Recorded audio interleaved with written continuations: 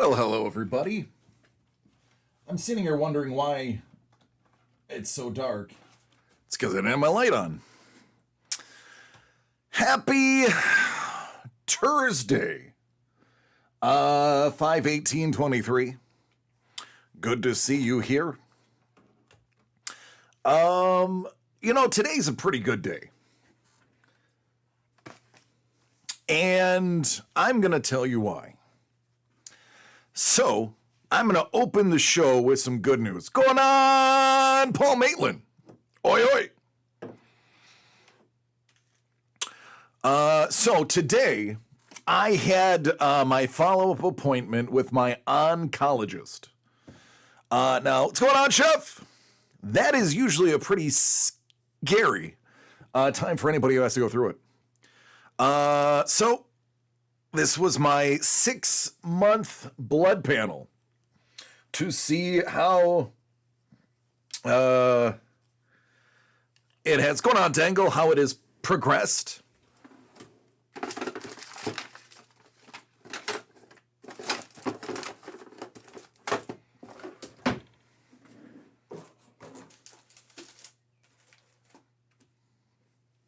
There it is. KP Lee. So I do the blood draw 2 days ago. I go to the oncologist today. And he's going over my lymphocytes, my white blood cells, and such. And he's, hey, Carlos. He goes through and he tells me, you have the deletion of 13q-R14, which is good. And I don't have the presence of 4 other chromosomal indicators that lead to bad prognosis. So he says genetically, which it's hard for me to believe, but genetically, I have really great genetics to fight this. I don't think anything's good about my genetics other than my ability to grow a mustache. So he says that's a good thing. And not only that, over the last 6 months, my white blood cell count has gone down, which is really good. Because it's the first 6 months to a year that you find out how aggressive your illness is. And in my case, it's going backwards, which is good. Thank you. So with my genetic predisposition to be resilient against CLL, he says, I have to come back in 6 months. We're going to do another full panel. If my numbers are where they are now or lower or no significant change, thanks, T-Bone, they're going to move me to only checking once a year. Thank you. So he says, if we are switched to only having to monitor it on a yearly basis, as opposed to every 6 months, I'm basically a mutant. Part of my genetics have been deleted for the better. I had a really good, it was a political joke that would have really hit home. And I debated on saying it. I didn't want to rile up one side or the other. But I had a really funny joke about part of my chromosomes being deleted, and I'm not going to go there. It's the scotch. That's it. It's the scotch. So as of right now, if in 6 months I continue to show a lack of progress, he said it's quite possible that it'll be a little while, i.e. a couple years, before I have to even think about any treatments, which is great. The key to CLL is first of all, it's uncurable. But the trick is to prevent the first treatment from occurring. If you can push the first treatment off really, really far, that is more longevity for your prognosis. So, Dangle, Google CLL, chronic lymphocytic leukemia. I don't know how you don't know either, considering I talk about it all the time. Yeah, I have leukemia. So the good news is there's a very good chance that I will be able to push back further treatment. So fingers crossed, only 6 more months of moderate worry, but a huge weight has been lifted off my shoulders. Because the concern was if it doubles up early, that's when you're in trouble. And I have gone in the opposite direction. My white blood cells have gone down, which actually led to another conversation because, as you guys have know and gals know, I've been exhausted. Yeah, Dangle, yes, it's true. I have been exhausted lately, and I said, I have been exhausted, even with sleep treatments, even with all the stuff that I take. I'm still tired. Is it linked to this? And he's actually like, no, this would not be affecting your exhaustion yet. He said, but you did have COVID a year ago that gave you pneumonia, COVID pneumonia. And he said you then had COVID 6 months after that. It was very, very mild, the Omicron. But one of the things that the Omicron variant, I'm not going to argue with those who have opinions of COVID. I'm just going to tell you what my doctor said. So the Omicron variant actually has a high percentage of long COVID associated with it, where you're not actively ill, but you have shortness of breath, fatigue easily. He says typically if you've had COVID pneumonia and then you're also hit with Omicron, he says I'm an oncologist, though I do work with obviously bloodborne illnesses. He goes, I'd have to guess, and you'll have to follow up with your primary. He goes, I think you have long COVID. He goes, I think your exhaustion is just, you gotta wait. Eventually it'll go away. There's nothing you can do about it. So I had an awesome bit of news, and then I had that kind of, well, you have that too. So I'm not contagious. It's just a leftover fatigue. It's from the scarring of the lungs from the pneumonia. So at least I also have an answer why I'm tired all the time. It has nothing to do with the disease. It has everything to do with that I just got unlucky. So cheers to everyone. Good news. Good news Thursday. Yes, thank you, Lee. And that is probably the most ambiguous statement you can make. Talk to your doctor about medical issues, not the newscaster. And that's all I'm saying. I'm not taking sides on it. I actually, through experience, see both sides of people's complaints. So I'm not going to step on anyone's toes, but my doctor's like, yeah, you probably have long COVID. Samuros! So I'll take that. If that's the reason why I've been fatigued, at least that's a viable answer. That means physically is nothing wrong. Well, physically something's wrong, but nothing new is physically wrong. It is simply, they're like, yeah, your body may take a long time to recover. My condition doesn't help the long COVID, but it's not anything else. It's not anything in addition to what's wrong. So that's it. Huzzah! Huzzah! Huzzah! Lee's like, I step on people's toes all the time. I have big feet. I know, Maria talks about it all the time. I can't get her to stop talking about how big your feet are. I should celebrate by buying something like It's Good to Be Bad. I am in bed. Yeah, his feet are so big that it actually pulls the covers.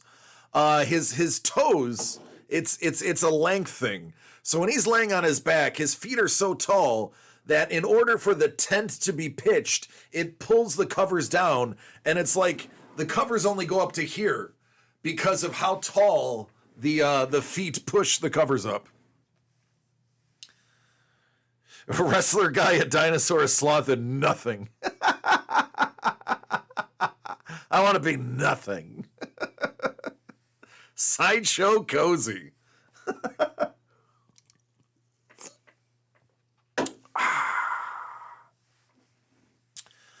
Yeah, you're right. I don't want to be anything. I just want to be me. So I mean, yeah, it's a good day. I am happy. I am satisfied. We have a California king so that my feet don't hang off the bed. Somehow my 5'2" wife can take up the whole bed. Yeah, they do. They do that. Lee is always pitch intense.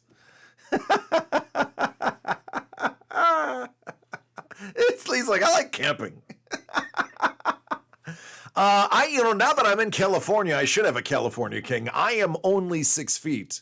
But the way I sleep on my side, usually some part of me is dangling off either the front, the side, or the bottom. It would be nice to have a little more foot space.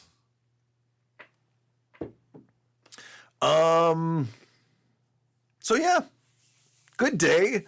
Obviously, I called my wife, who James has an ear infection, so he's been home almost all week. He only has gone to school one day in the last 5. We tried to get him to go yesterday, and it just got worse this morning, so he's home. So she wasn't able to go with me, so I went, got the info, related to her, called my mom and dad, and they were happy about that. They're spreading the news to that side of the family as well. So good news all around. What's going on, April? How are you doing?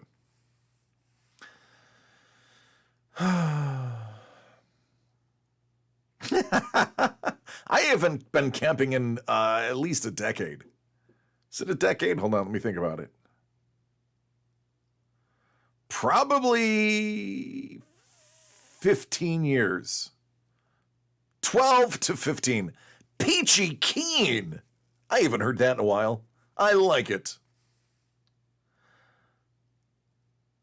I would have to say 2007, 2008 in Silver Springs Forest in Florida. I think that was the last time. I'm good. Yeah, that was, no, the raccoon thing was in like 04 or 03. Good, April. Got good news from my oncologist, so that was good.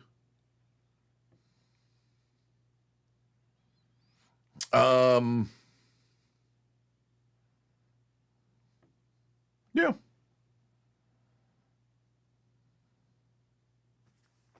Can't complain. Happy household. Happy household. What do we got here? That.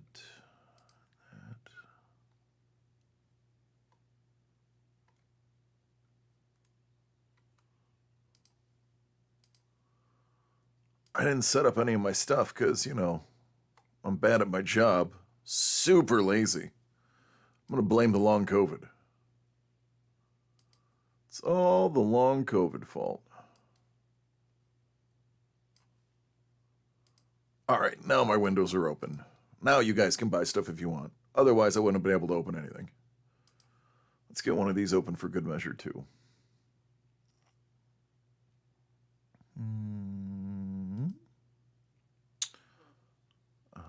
There you go. Cool in the gang. Man, I would love to go into detail of the raccoon story. But I can't do it on this channel. I'll have to open up. So now that I'm on a computer that Trevor built here, my computer that I was streaming on before, which is close to the same computer, he has a lot more RAM on this one than I have on mine. But I have that set up now in the other office. In theory, I could very easily go back to the old show. I would just need to create a backdrop. Maybe do one of the Zoom virtual backdrops that I can change with photos that relate to the story. Somewhere I have a box of photographs that include some photographs from that camping. We were dumb children. We took photographs of us doing stupid stuff, not legal stuff. And I still have those photographs today. Sean, ladies and gentlemen, Sean the Sketch Ghoul MacArthur. You know, this guy is in the chat.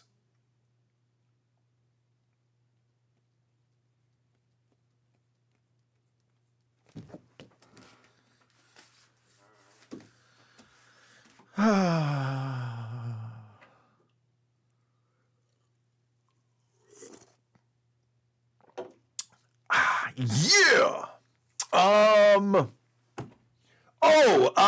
Doug's not here. Spoilers.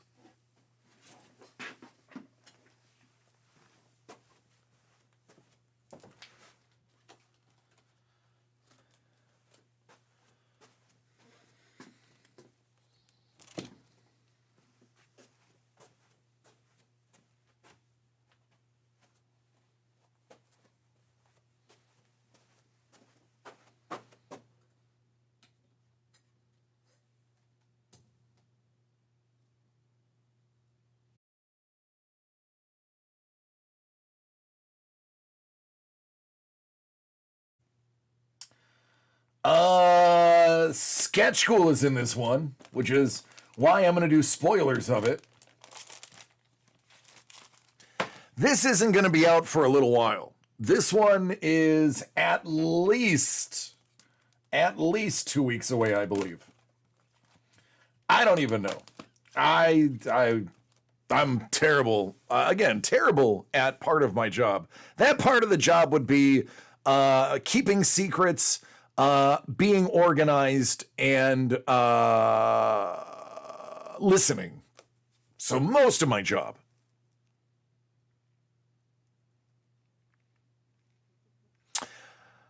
Yep, gotta reset it.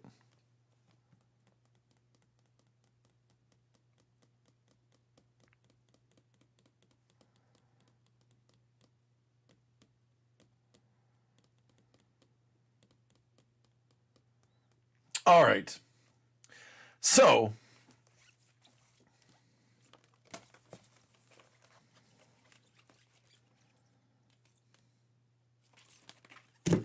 how about now? We good now? We good yet? It just takes a moment. You know what I could do? I could do this. This is something I could do. Let's do this. Let's do this.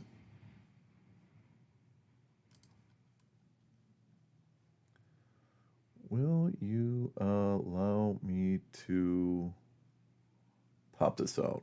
No? No? No? No? No. Okay.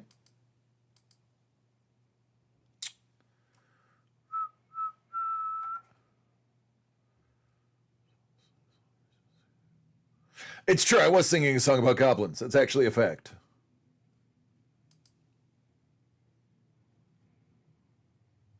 That is true.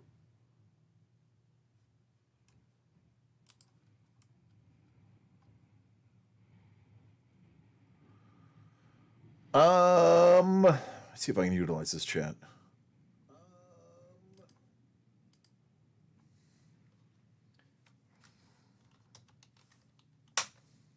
There we go. Now, for those who have already reset, I will tell you exactly how and why this is doing this. See? Told ya. When... Wish I could pop this out. There's got to be a way to do that. Apparently there isn't.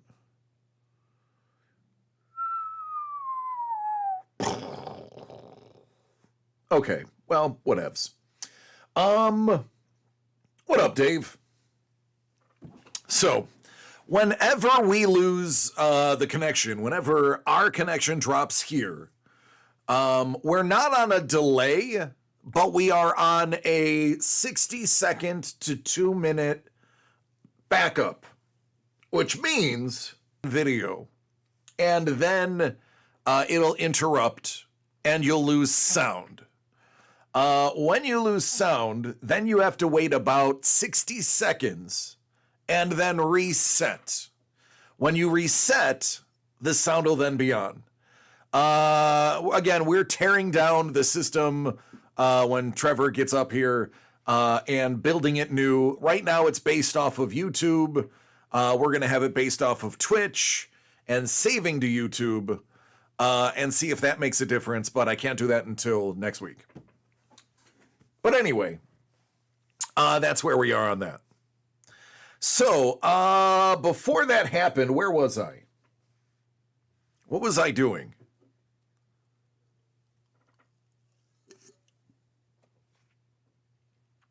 It has completely taken away my train of thought.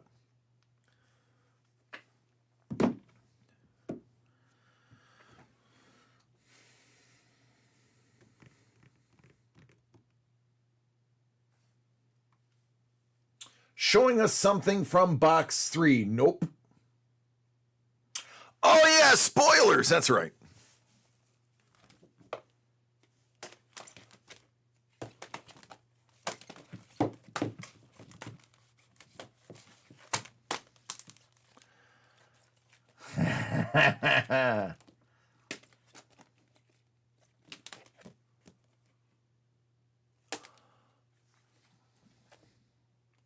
Sketch School, where are you at?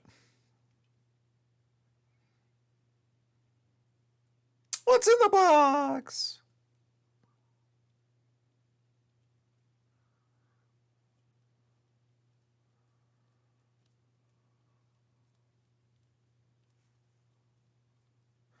So I am doing spoilers because Sketch School is here. And Sketch School reminded me that I have spoilers of his.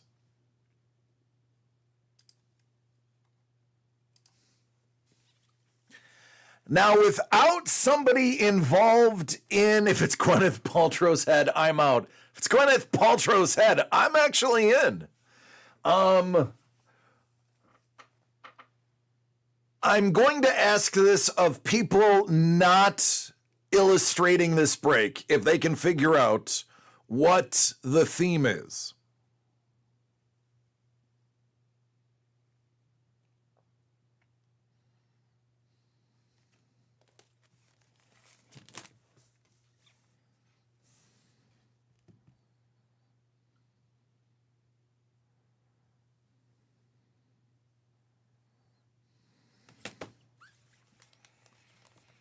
I know if my boy Hellbolt was here, he'd know.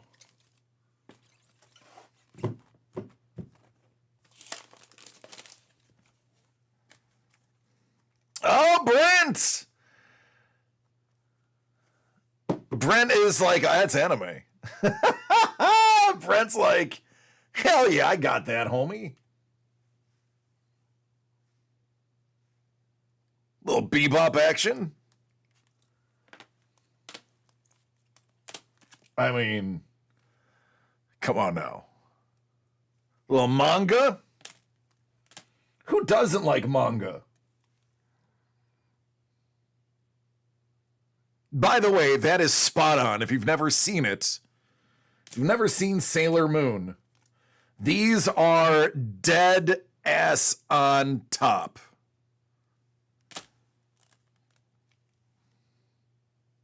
Look at this. Look at this unbelievable Super Saiyan. Just saying. Just saying. I'm just saying. Naruto.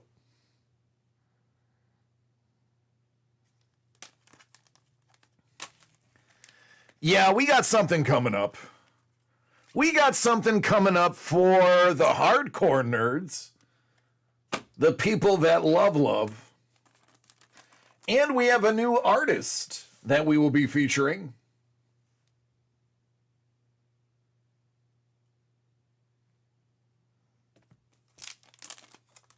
She's bringing the pain. For Goku, yep.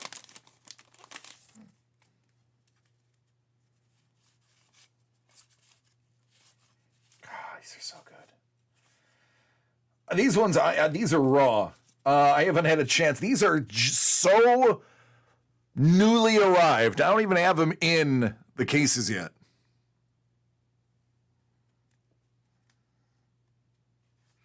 Nope, Dave, haven't mentioned it.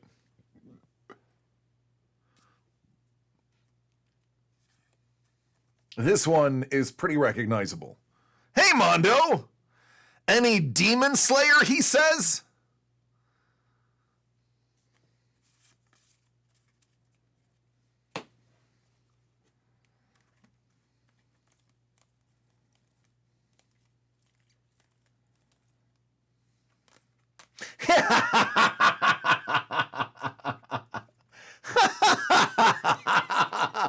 How's that for timing, Mondo?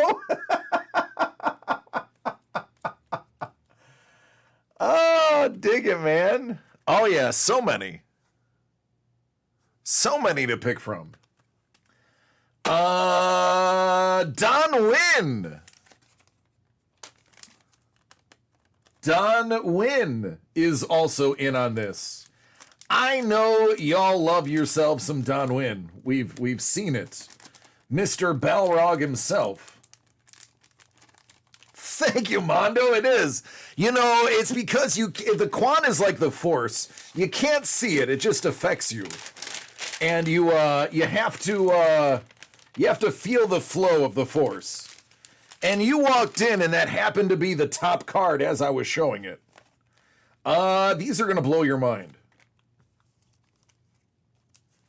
These are going to blow your mind because they blew my mind.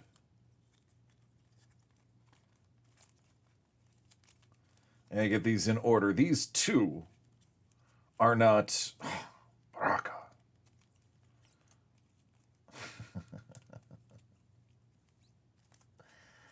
All of these.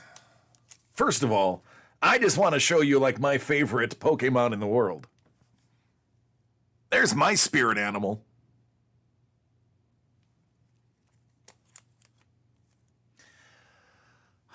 One of the absolute greatest of all time. If you know, you know. If you don't know, you need to know.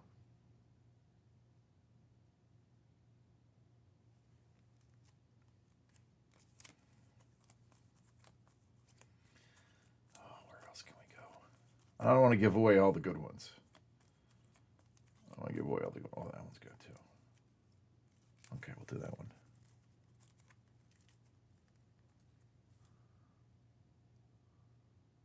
Afro Samurai. See, Sean knows. Listen, if you haven't watched Afro Samurai, I'm not going to tell you to stop watching me because, well, this is my job, and if I told you that, I wouldn't be doing my job. But as soon as my stream is over, go watch Afro Samurai. Just do it. It's so good. It's so good, and shockingly few people have seen it.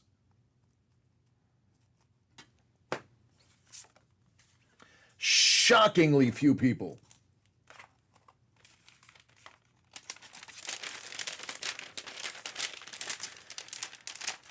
A lot of the major manga and yeah, I just say Snorlax too. What's your spirit animal? Snorlax.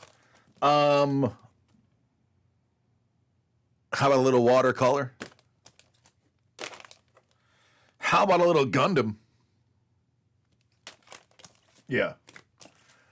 We've got some stuff. Different take on his bike.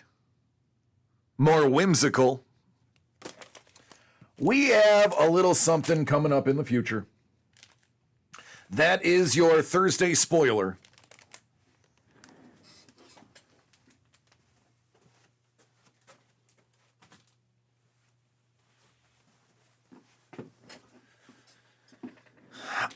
Is there some ID in there? I don't think so. I don't think ID is in there. Studio Ghibli? Maybe.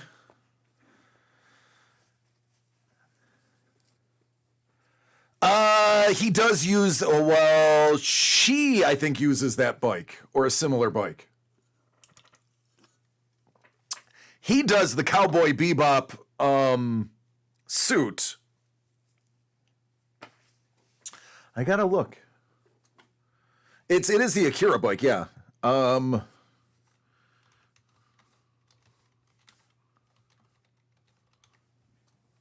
it is the Akira bike. That is the one she uses. It's just the variant. They make hers look more like a motorcycle in form.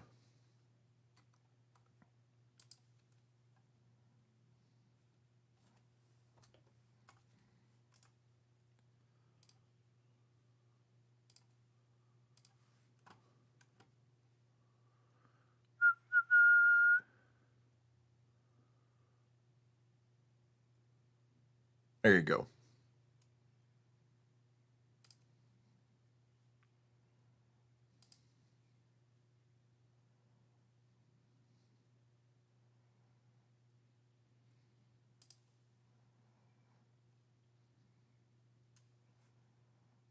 Kind of a streamlined version of it.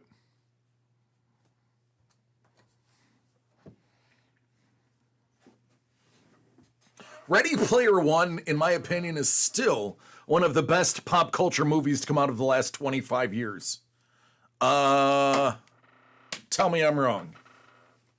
When it comes to pop culture, because it encompasses games which pull from pop culture, that is arguably one of the best nostalgic pop culture movies in 25 years. Never saw it, Sapporos. I have a hard time believing that. And if you haven't seen it, what are you waiting for? Lady, who are you people? Ready Player One, arguably, it's, man, listen. All right, you guys are effing with me. You guys are effing with me. Kevin P. West, you've never seen, I don't believe that. You don't have to be a gamer to enjoy that movie. It's also pop culture. I have half of a mind to just end the stream right now and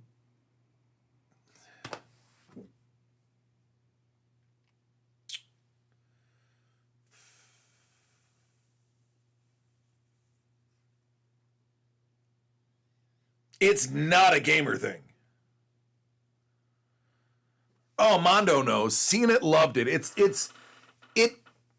Yes, it is about gaming, but not really. It's about virtual reality, technically, and the games available in virtual reality. But all of the games that they use are pretty meta and pull from popular imagery and iconography. I gotta learn that word. Hold on.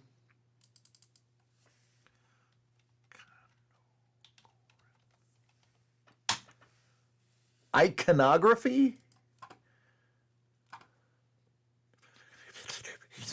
Iconography. Iconography. This word. Iconography. Iconography. Iconography. Iconography. I had the word right. I just didn't say it right. I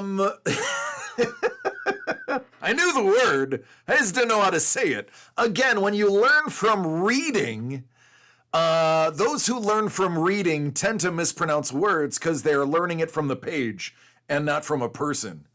As a kid, I was a voracious reader.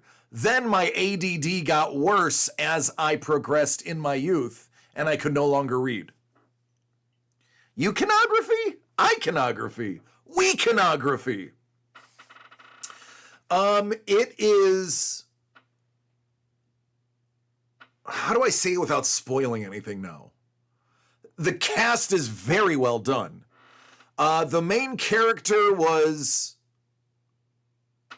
a relative, well, I wouldn't say relative unknown. He only had one major credit to his name before Ready Player One. It is a love story. Mondo said it, so I'll repeat it. Ready Player One, at its core, is a love story. It is also an introspective on human nature and instant gratification. It is a social commentary about the elite who own the gaming and internet. It's kind of an anti-establishment movie. Trust me, KP, I have no interest in virtual reality either. The only thing about the virtual reality is the movie takes place in it, which is what gives you all of the pop iconography. I'm telling you, you're gonna want to watch it. It is extremely good. Is it as good as social commentary on Idiocracy? It is, but it doesn't look at it. It actually has comparisons with Idiocracy because it shows that a certain portion of the population will latch onto this VR world and make that theirs, and they decline in everything because of it. That's not a spoiler. That's laid out in literally the first 5 minutes. They tell you the story of how we got there. So nothing I'm going to say is spoiling. I won't. I refuse to spoil it. It has elements of Idiocracy, but it is it basically rallies against oligarchy, and it rallies against, like, and I'm using these as examples because they're not examples used in there, like the Facebooks, the Twitters, I mean, you can even say the PSN network, the bigwigs that own these electronic companies and advertise and force feed the information to us. It's kind of a anti-that story, but at its core, it is a love story. It is a film about interpersonal relationship, both online and physical. So it is much deeper than the pop culture referencing that's in there. Now, with that said, it actually contains, confirmed, the world record for most trademarked and branded characters in one film. And how, I believe it was Spielberg, how Spielberg was able to do that was he reached out to everybody, literally every game maker, TDK, Bandai, Konami, Sony. They even reached out to Disney and said, this is what we want to make. We want everybody's IP in this. In order for this to work, we're not going to pay anybody for the IP, or it ended up being one flat rate that was super, like, fractions of a penny on the dollar. And they even said, which characters would you like to contribute to this film so that we can make this as over the top amazing as possible. And like 92% of the companies were like, take my characters in there. And the squabble was more about screen time than usage. There's a couple of really good articles about how they got all of this IP into one single movie and not costing $1 billion.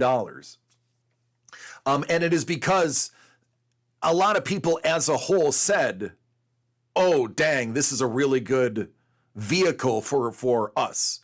And then it came more of a battle of who has more screen time. And they judiciously chopped up screen time for individual characters and then paid out in addition based on their screen time. Or at least that's via the article I read. But I have digressed way further than I wanted to. Ready Player One is iconic. There is supposed to be Ready Player Two. That has been in talks. I've heard it was in talks. Then I heard it was killed. Then I heard it was on again. But it's going to be a multi-year shoot because it's going to be almost all digital. I cannot stress enough. If there is one movie that is not a new release that you watch this weekend, your old boy DC says I highly recommend Ready Player One. As a matter of fact, I will probably watch it, if not tomorrow before I come in, Saturday or Sunday. Because now that I'm talking about it, I want to see it again. It is in pre-production. Okay, so good. I know there was issues, but it sounds like if it's in pre-production, it's been resolved. But Ready Player Two, if it's a fraction as good as Ready Player One, it'll be a great film.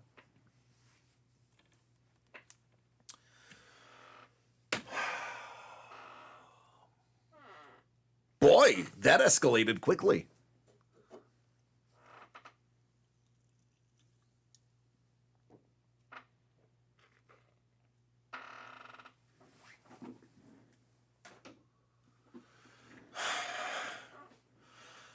Thanks, Mondo. You'll enjoy it. There's not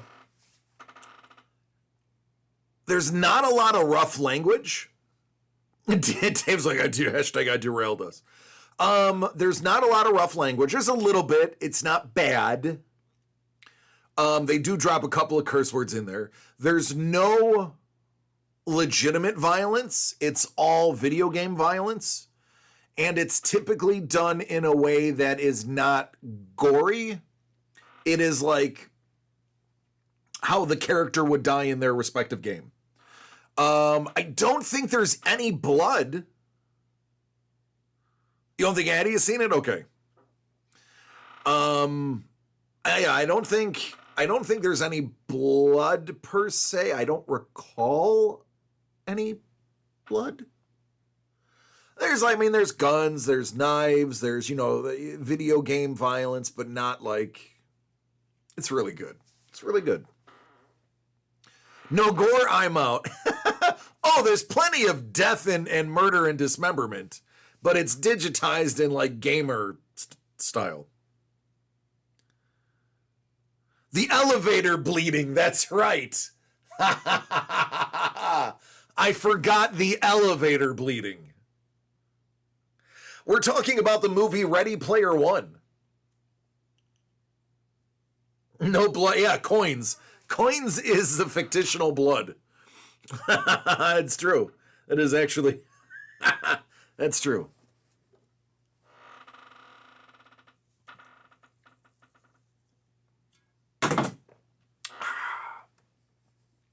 Yeah, can't recommend it enough. Yeah, it is. See, Sean Sketchgoal knows it's the Jet. It's a fine film. So believe it or not, Sean, there's like 5 people in this chat, that haven't seen the movie. Can you fathom that? This, which is arguably a art and pop culture channel, has people that have never seen Ready Player One. Anyone see the new trailer for Mortal Kombat? I didn't even know there was a new trailer for Mortal Kombat.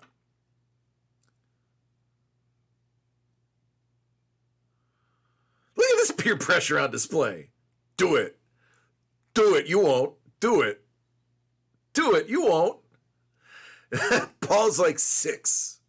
6. 6. 6 people. Yeah, that's rough. It's so good. So good. So let's talk about Mortal Kombat. The first movie, I mean the most recent one, not the one back in the 90s. The most recent one, I liked and disliked it. I liked some of the cheesiness of it. They did it just cheesy enough. OGMK is the GOAT. He's like, I'm distracted. I'm painting a butt. Now, Paul, are you painting a likeness of a butt, or are you painting a butt?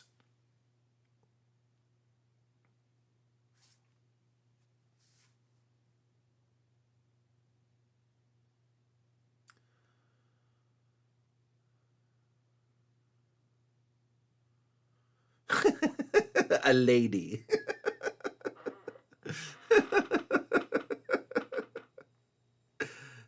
Well, lady's not even in the same state as far as I'm aware, so it's not that lady. Jerry Ryan as Sonya Blade. How fitting.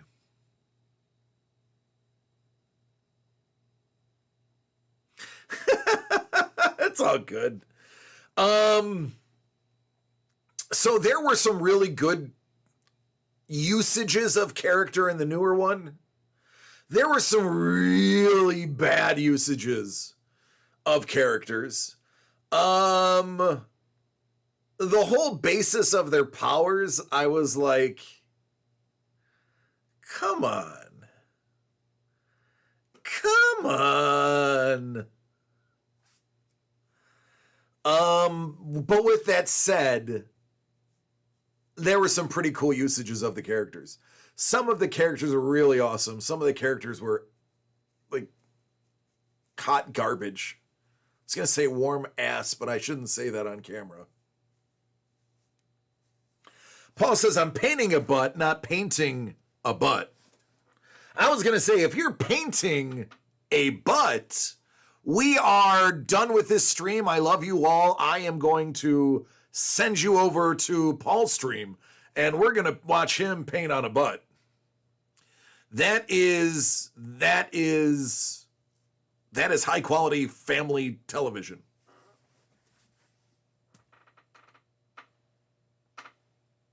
But why? Oh, gotta pay the bills, that's why.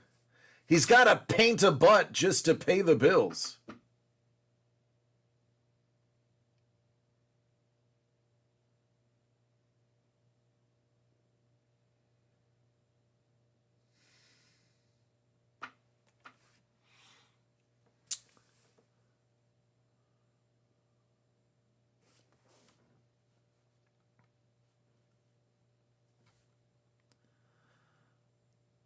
It is the game. That is what we're speaking of.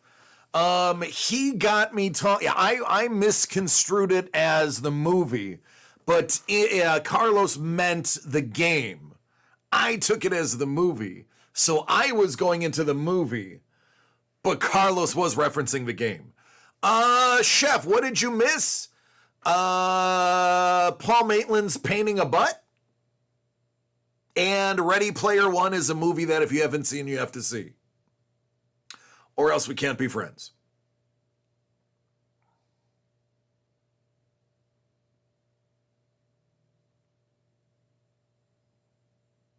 There you go. See, Councilman Chef, we can be friends. Speaking of things that I recommend everybody do, I just finished 8 Billion Genies. It's only 8 issues long. Read it. It's really good. Really good. Really good.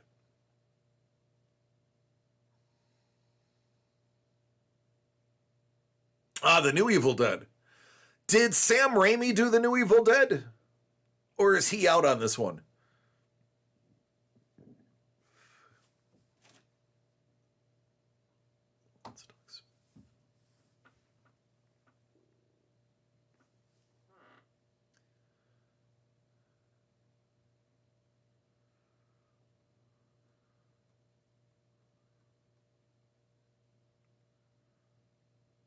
Tears of the Kingdom. I haven't played that. Yeah, oh, I've seen the trailers. Trailers are nuts. They're all Redline trailers. OGMK movie cards?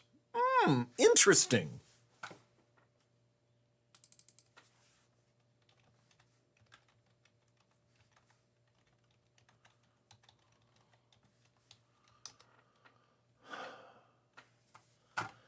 Oh yeah, Skybox.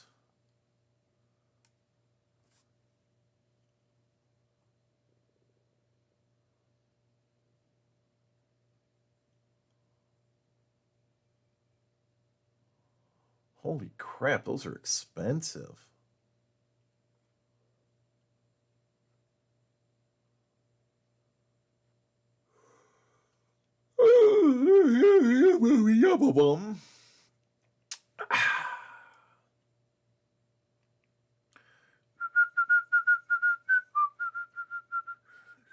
Why is everything in Canadian? I'm not in Canada. No, I'm not in Canada. I'm in America.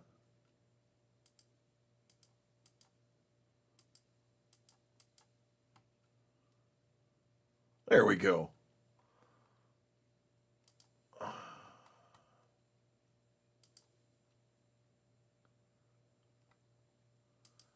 Nope, still not in Canada. I think somebody's messing with my eBay account. I seem to be in a different country every time I look for something.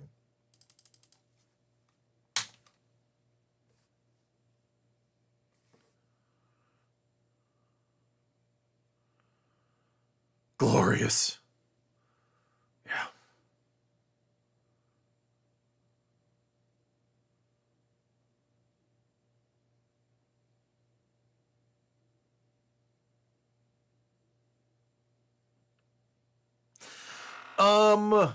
There was a movie, Kevin P. West might know this movie. There was a movie called Carver that was supposed to be one of the most horrific and realistic movies when it came out. The reason was Carver was one of the first movies. This was about, I don't know, 15 years ago.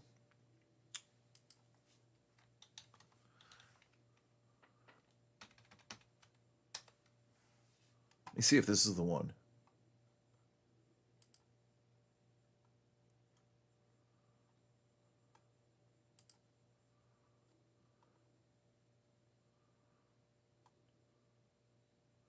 Yeah, I think it's Carver. It was one of the first movies in the late 2000s that were able to use high-end prosthetics, the newest at the time version of prosthetics. Carver. So it looked ultra realistic.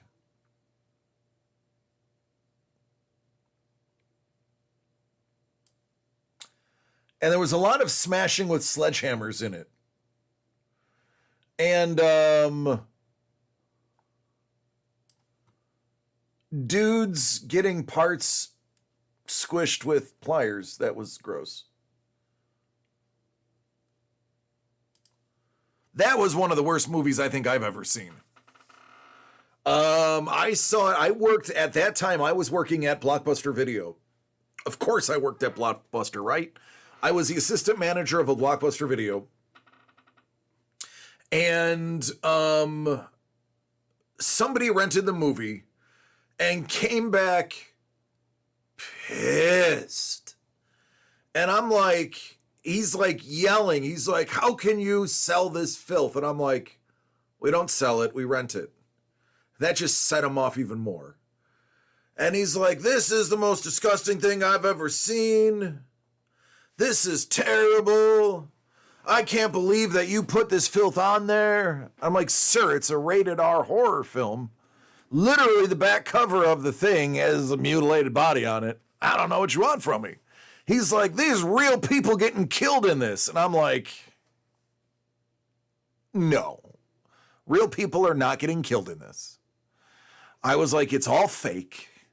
No, he's like, and he tells me in detail the scene. And he's like, with a set of pliers. And I'm like, I can give you your $1.99 back, man. I mean, what? And then he's like, nobody should ever have to see this. And he takes the DVD out of the sleeve and he cracks it. And I'm like, well, sir, I was offering you a $1.99 refund. Now you owe us $25. Like, you just went from getting money to owing us money. He's like, I'm closing my account. You guys are savages. And I'm like, at that time, we were sending people to collections for $50. It was like, all right, we'll get it from you later. It is worse than Hostel because it doesn't even have a storyline.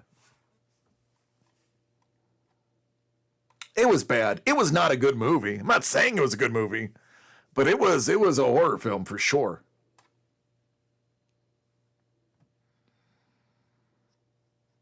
Oh, I don't like them. I actually, and this is where me and Kevin P. West don't get along. I don't like horror films in the essence of the new horror. I enjoy classic horror. I enjoy Universal Monsters. I enjoy even Freddy and Jason and to a lesser extent Michael Myers because I enjoy the camp of them. Especially Freddy Krueger. Hilarious. They're actively trying to make you laugh. Robert Englund, comedic genius.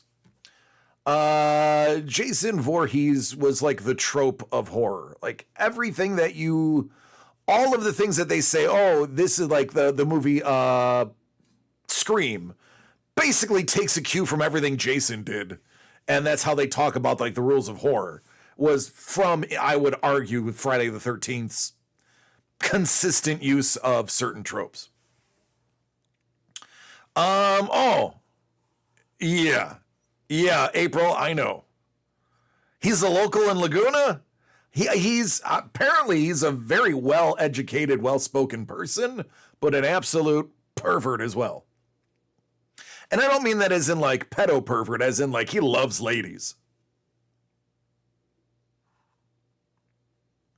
Spit on Your Grave is considered one of the most grotesque films. Yes. Yep. But I have this theory that world is scary and horrifying enough. I don't need to pay $15 to go to a movie theater and be scared further when I can just walk out my front door and observe humanity. So by and large, I tend to not go to see horror films anymore. And I tend to stay away from them when people are having like movie nights. I would rather watch something that is funny, uplifting, or meaningful. Like, I don't even like self-deprecating humor anymore. Like, for instance, Meet the Fockers.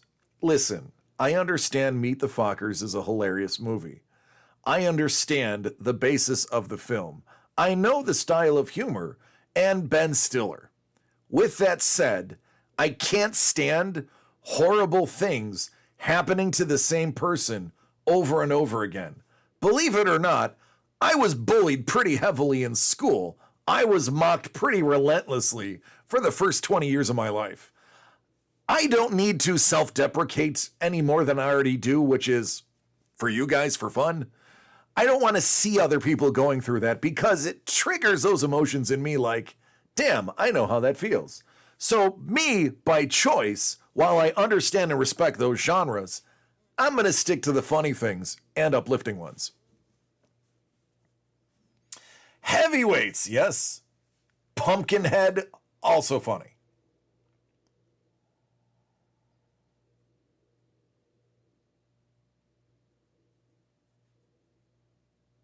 Yeah. Paul, I'm right there with you. Like, when a character is the butt end of all of the jokes, to me, I get upset about that. I ended up, I have said this many times before. I am by no means a tough guy. I'm not. I did grow up in New York, and trust me, there's no difference between growing up in New York City and Buffalo. Go ahead and look it up. Forbes will tell you this is a fact. There is more violent crime per capita in Buffalo than there is in the 5 boroughs. It's a fact. The difference between New York City and Buffalo is New York City gets all of the funding for police, fire, and everything, and Buffalo gets what's left over because we're upstate. So I grew up fighting because I had to, because that was the anti-bully. There wasn't a time in the 80s and early 90s where you could go to your principal and be like, oh, that guy picked on me. The principal would be like, I don't have time for this. I have children to suspend. So you fought bullies. That's how you got rid of the bullies. And 9 times out of the 10, the person you punched in the face became your friend afterwards. It's a New York thing. I hit you in the face, you hit me in the face, we go grab a Coke and a smile.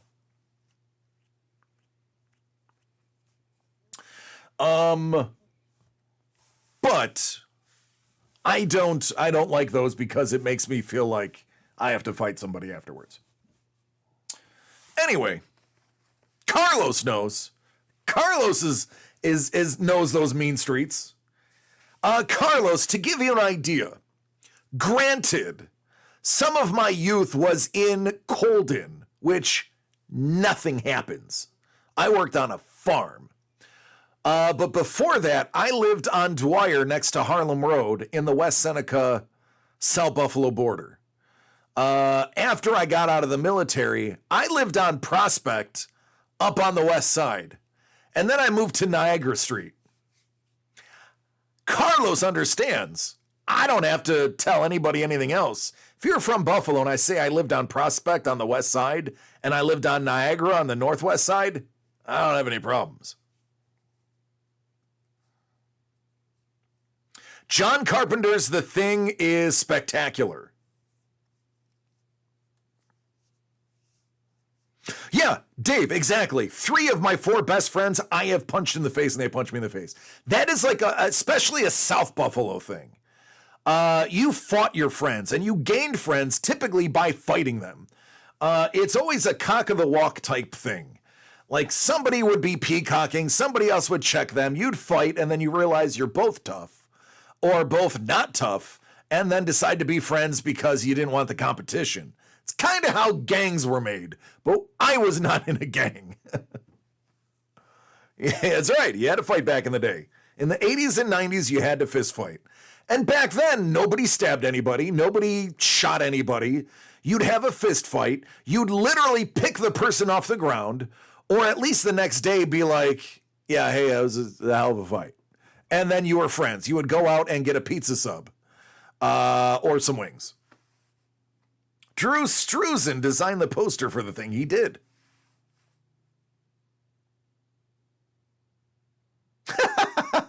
Paul, if you have to ask, you'll never know.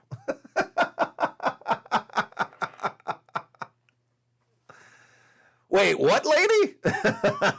Hold on, what's going on here?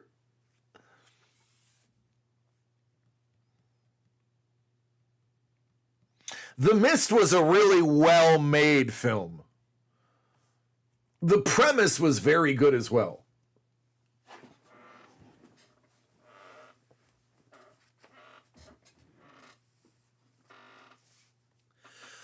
Paul, as long as there's no nudity, Twitch won't have a problem with it. I mean, you can swear, you can drink, you can smoke weed on camera. You just cannot condone and do like drinking games. Those are illegal. You just can't have nudity. So you should be fine.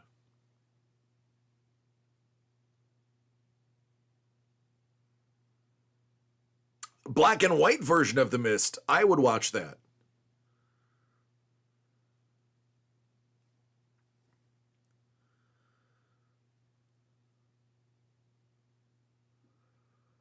Yeah, but I like the old Universal monster movies. Those were fun for me. Well, there's a very obvious... Is the butt covered by clothing? Or is it a buff butt? Is it a butt in the buff?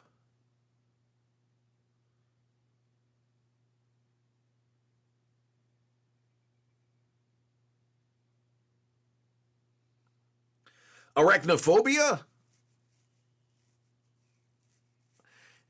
Nope, it's nude, or nope, it's covered. Bare butt? Yeah, no, you can't do that. Can't do that, man. You'd have to put a Post-it note over it, finish drawing the butt, cover it with a Post-it note, and then stream it. That would be my 2 cents.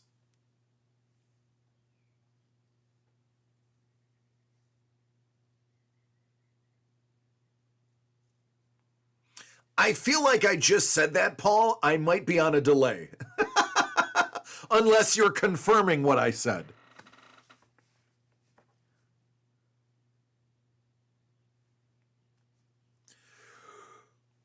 Oh, goodness gracious. Yeah, see? You said that exactly as I had said. Yeah, I'm on a little bit of a delay.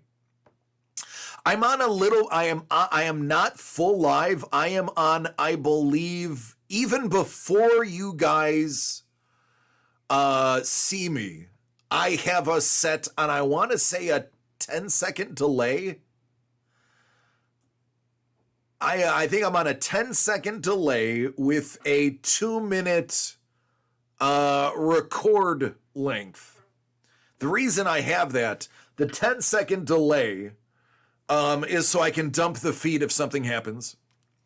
And the 2 minutes is because I can hit a button, a hotkey, and save the last 2 minutes to make clips and highlights. That is why when I lose the feed, you guys still have me for about another minute. And then you lose me, the audio. And then you have another minute before you can reset.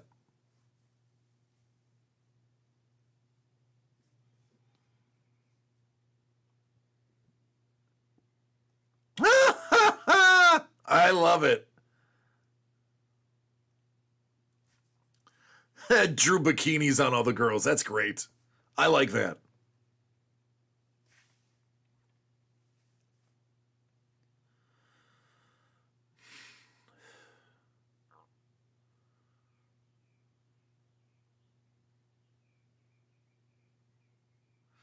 That's funny. So when I was in boot camp, this would have been 1999. He got it for the articles. In 1999, I was in boot camp in Chicago. At the time that I was in boot camp, they had just closed Orlando, so Chicago was the only boot camp. We had a kid who got a care package from home. It was a decent-sized one. And the rule was, if you got a care package, it had to be opened in front of everybody, and the recruit division commanders, aka the RDCs, got first dibs on all of your food. I'm not joking, that's true. So lo and behold, about 4 weeks into this, one of the kids who was having a really tough time acclimating to military life, said, I have a box coming. I'm very excited. They didn't eat all of it. They would take the first cookie of the batch. So I was, yes, Navy, Great Lakes. Yep. So here's the kicker. You're not allowed to have sweets when you're in boot camp. They're banned. They're secured, as we called it. Sweets are secured. So if you were sent sweets, they would confiscate them because you can't have them until you finish battle stations. Spoiler alert for those who don't know, battle stations is the final exam of naval boot camp, which involves you staying up for a day and a half, not peeing for 24 hours, and going through a lot of physical activity. So, until you did that, which was around week 10-ish, depending on how long your service week was, then you could have sugar because you are now a sailor. You get your Navy hat instead of your recruit hat. Again, I'm peeling back the layers I'm not supposed to. So the RDCs would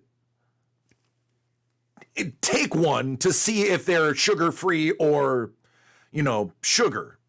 That's why they would make it sound like they were just the big swinging of the group and imposing their will. The true reason behind it, because I had a friend who ended up being an RDC eventually, he said the reason is we actually eat one to make sure there's nothing in them. There's no, pot, there's no sugar, that sort of thing. So they will literally, eat one and hope they don't get high. At least you get had. So they were really just eating it to make sure nothing illicit was in there. Which is hilarious that you're telling the leader of the group to possibly eat the illicit thing. Dixie cups the whole time? Damn, Councilman Chef, you must be old.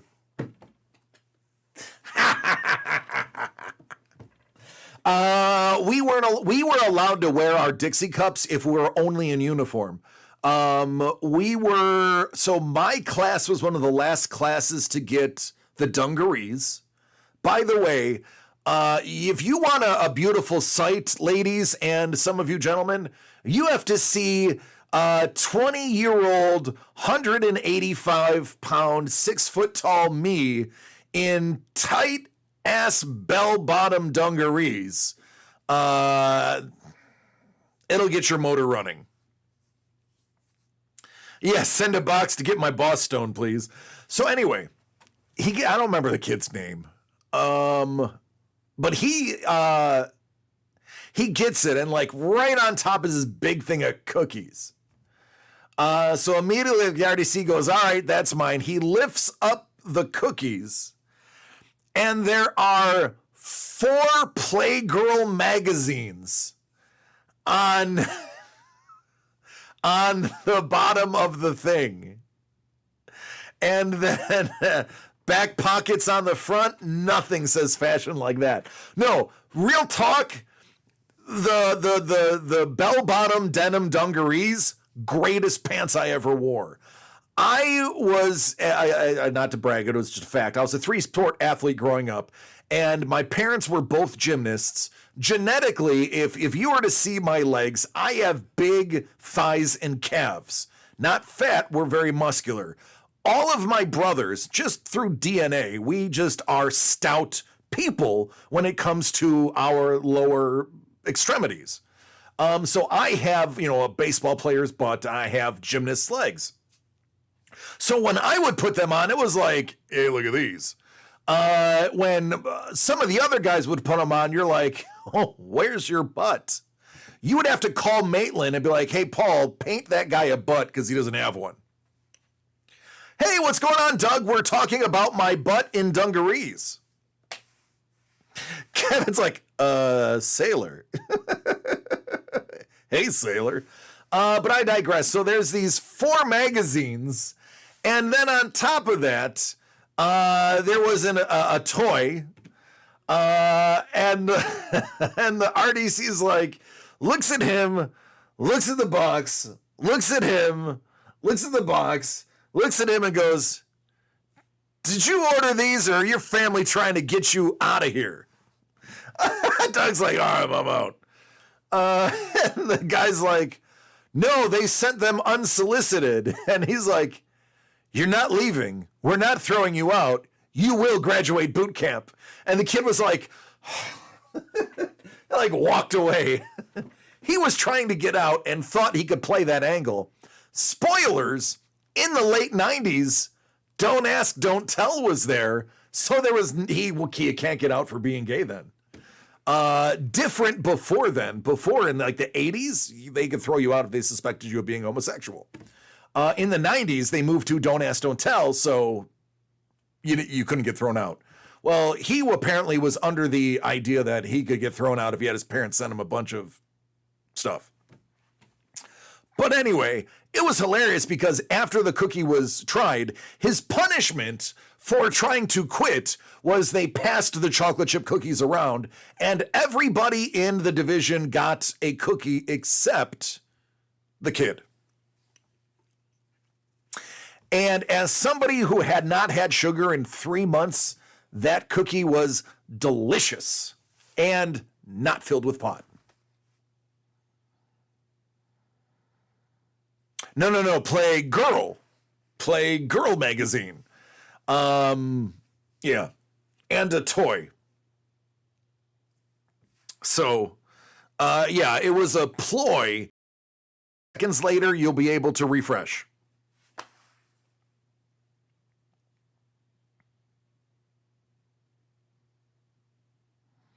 Oh, Jesus, Chef.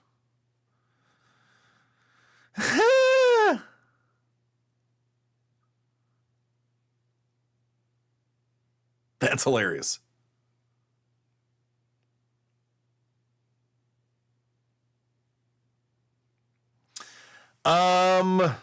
So I will wait for you guys to get the sound back and the video squared away.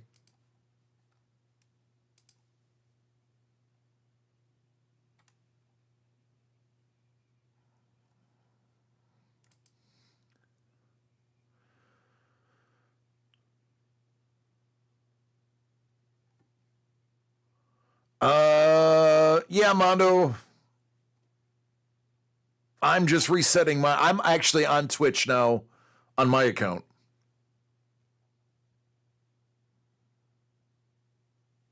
I've just reset and the sound is still gone, so it'll happen for some.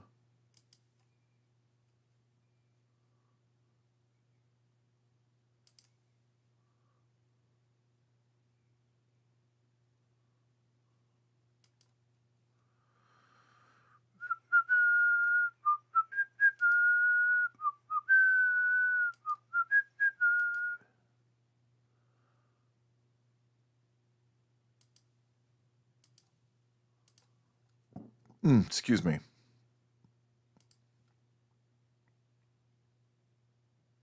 What did you forget to put in the box?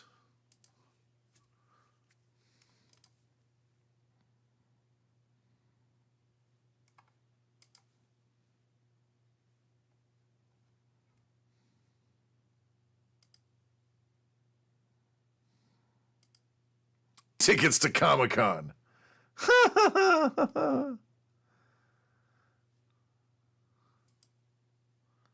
Okay. On the desk in your office. Got it.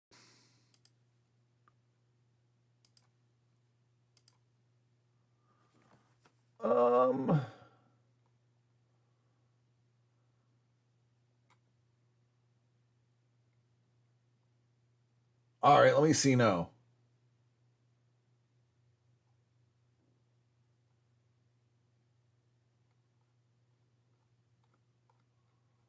Oh, jerk sausage. Oh, well. I'm just going to close that out. There we go.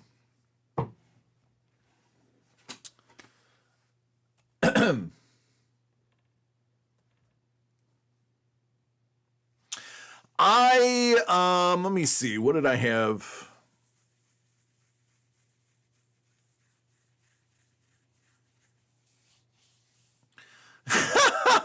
April, I just read your comments. I draw so many nude figures that the magazines don't do anything for me.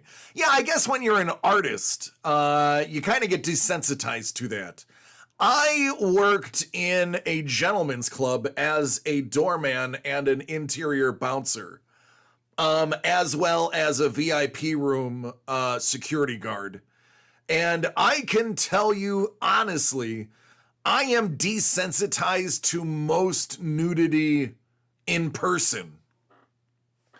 Like literally, it would be funny because that was when I was like between 19 and 21. It was when I was in the service. Or for most of the time that I was in the service. That was my side gig. So then when I started working bars in my late 20s,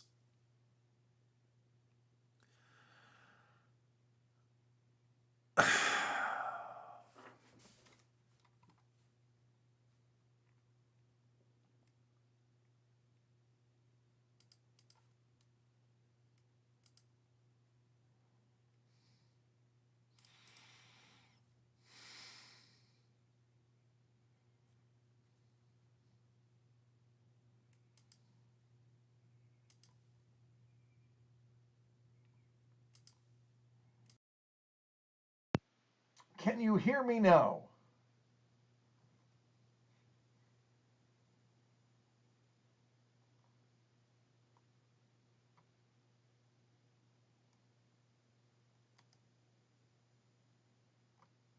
Good. How about now?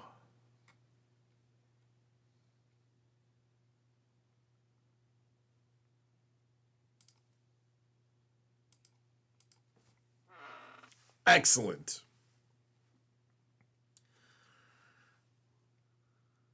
All right, how about you, April? Can you hear me?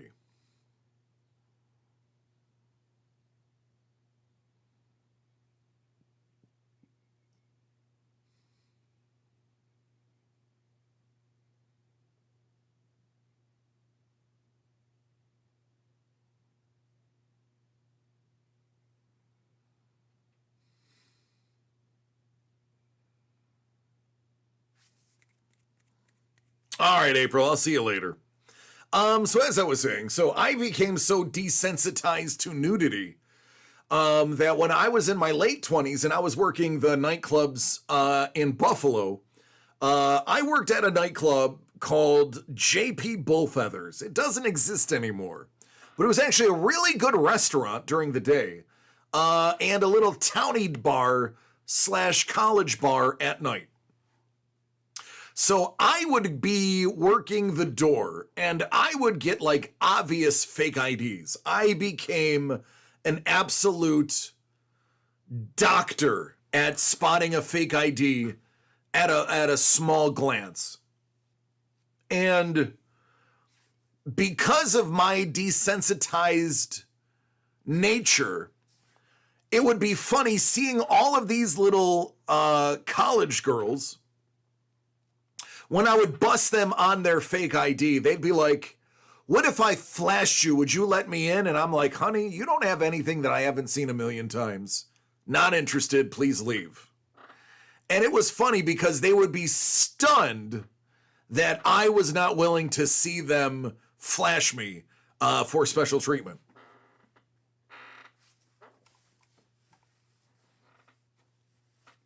So my time working in the gentleman's club really helped me later in life.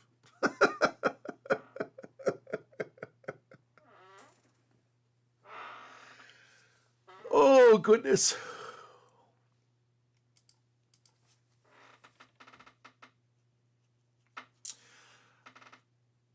All right, well, it's about that time. The computer is telling us that stuff is just going to keep failing.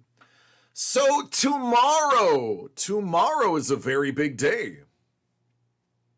Well, you can try and see what happens. Dave, I love that. Well, you can try. Nah. So,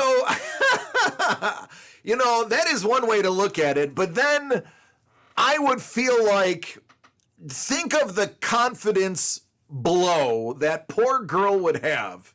She just flashes you and you're like, nah, I'm good. That would really defeat that poor girl. So while I can respect that as a great way to see some parts, I would pass on that because I wouldn't want a poor, beautiful young lady to have self-confidence issues. Yeah, I've had better. Tomorrow is a very big day. Tomorrow is Box 3 Doug Edition. Dave has already signed up for it, which means it's guaranteed to open tomorrow. So, if you want in, you need to declare tomorrow, because at a certain point, this box is going to take a good half hour to open. At a certain point, we have to schedule it for time. So tomorrow we will do a last call on Box 3 Doug Edition. And then once we've opened Box 3 Doug Edition, we will have another announcement after that. So far, Dave, you are the only one, which means as of right now, it's your box. If you get a challenger tomorrow, then we will random it to see who gets to open it. Chef, what is your confusion, friend?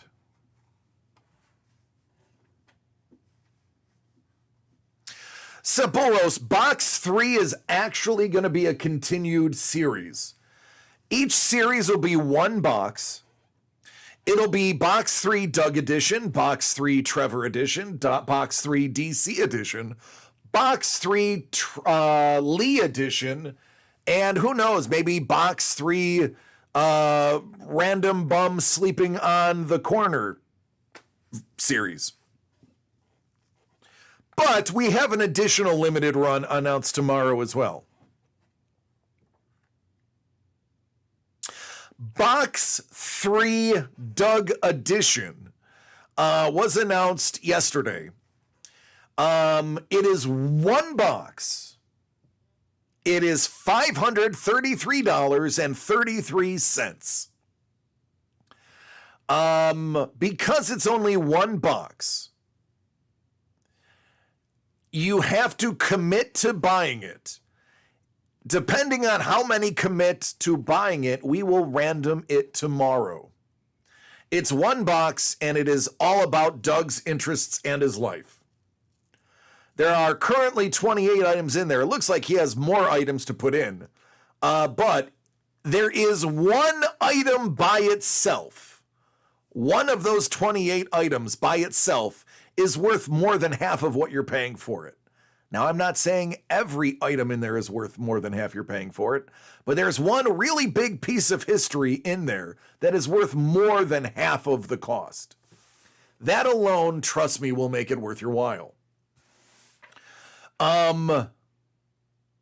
If there are 3 or more people that are interested and commit to buying the box, we will random that, and whoever is number 3 after we random it 3 times is going to get the box. And if it is less, if it's just 2 people, if it is Dave and one other person, then what we are going to do is random it 3 times. Whoever's on top gets it.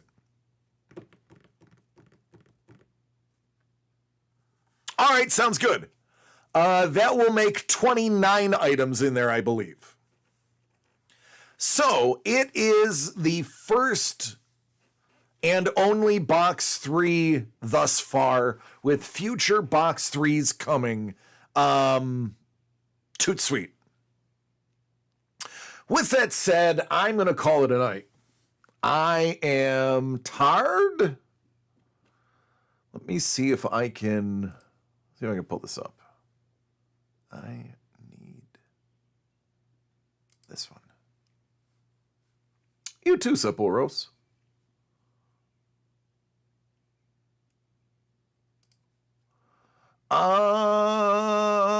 What do you say? Oh no, stop. What do you say we go hang out with Babe Ross?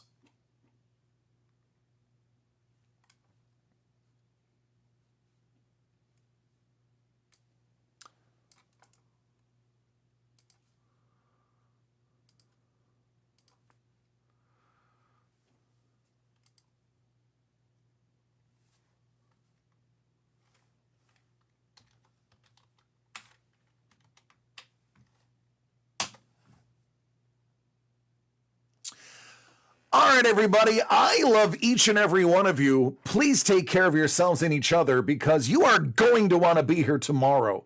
Box 3 Doug Edition is absolutely lights out with a lot of fun, quite a bit of history, and a few intriguing and interesting things. So I will see you tomorrow. Until then, let's hang out with Babe and see what she's up to. Take care, everybody. Good night.